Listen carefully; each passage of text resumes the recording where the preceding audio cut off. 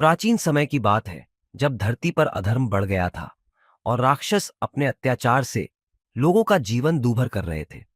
अयोध्या में भगवान राम के जन्म के बाद से ही लोगों के दिलों में आशा जगी थी कि धर्म और न्याय की पुनः स्थापना होगी। लेकिन राम के वनवास और रावण के द्वारा सीता माता के हरण के बाद लोगों के मन में गहरी निराशा छा गई थी।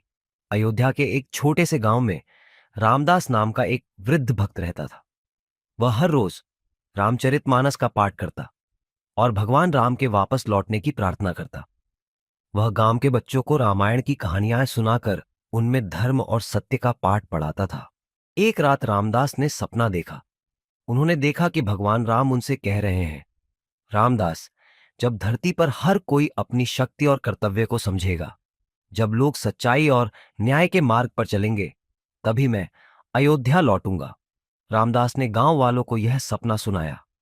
सभी ने प्रण किया कि वे अपने जीवन को धर्म और सत्य के मार्ग पर चलाएंगे। धीरे धीरे पूरा गांव एक आदर्श स्थान बन गया। लोग एक दूसरे की मदद करते, झूठ और छल से बचते और हमेशा ईमानदारी का पालन करते। एक दिन गांव के पास के जंगल में राक्षसों का झुंड आया और गांव पर हमला कर दिया। सभी लोग भयभीत हो गए।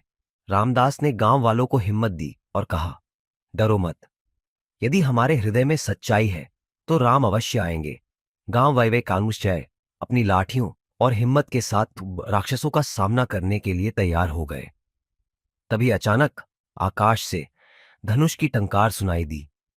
सभी ने देखा कि भगवान राम स्वयं अपने दिव्य धनुष के साथ प्रकट हुए। उन्होंने एक ही बाण से सारे राक्षसों का नाश कर दिया। भगवान राम ने गांव वालों से कहा, मैं हमेशा उनके साथ हूं जो धर्म के मार्ग पर चलते हैं। जब तक आप अपने कर्तव्य का पालन करेंगे और सत्य के मार्ग पर चलेंगे, तब तक मेरी कृपा आप पर बनी रहेगी। उस दिन के बाद से गांव में राम की पूजा बड़े धूमधाम से होने लगी। रामदास का सपना पूरा हो चुका था और लोगों को यह विश्वास हो गया कि राम आएंगे। बस हमें उनके आने लायक बनना होगा